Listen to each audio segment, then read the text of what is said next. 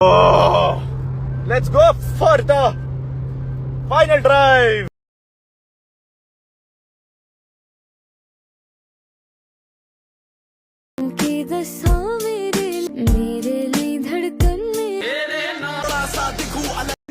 Fan అంటే నా fan. ఇంకా ఆమె నాకు మొదటిసారి ఇన్స్టాగ్రామ్లో టెక్స్ట్ చేసింది 4 సంవత్సరాల వరకు, 2 సంవత్సరాల వరకు, 2-3 సంవత్సరాల వరకు ఆమె నాకు టెక్స్ట్ చేసింది.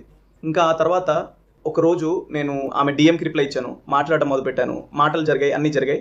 రితికా నేను కలిశాను, 2-3 సంవత్సరాలు మేము సమయం గడిపాము, ప్రేమ పుట్టింది, ప్రయాణాలు జరిగాయి, అంత బాగానే సమయం గడిపాము. మధ్యలో చాలా గొడవలు జరిగాయి, పర్వాలేదు.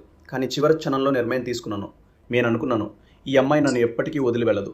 ఈ అమ్మాయి అయితే నాకు అత్యుత్తమమైనది. ఈ అమ్మాయితో అయితే నేను నా జీవితాన్ని గడపగలను. ప్రేమ వివాహం చేసుకోవాలని అనుకున్నాను. ఇంట్లో వాళ్ళకి చెప్పాను.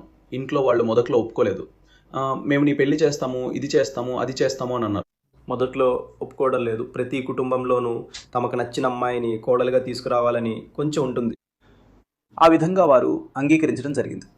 పెళ్ళికి సరిగ్గా 5 లేక 6 రోజుల ముందు అని నేను అనుకుంటున్నాను. పెళ్లి జరిగే సమయం వరకు ప్రతి ఒక్కటి చాలా బాగా ఎందుకు గొడవ పడుతున్నారు, కానీ నేను మా ఇంట్లో వాళ్ళ ముందు చేతులు జోడించేంతగా వేధించబడ్డాను. దయచేసి అర్థం చేసుకోండి అని అడిగాను. నేను చెప్పాను, అలా చెయ్యవద్దు.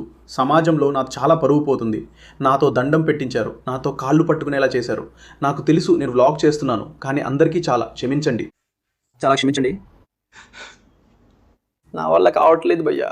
సరే, నా పెళ్ళి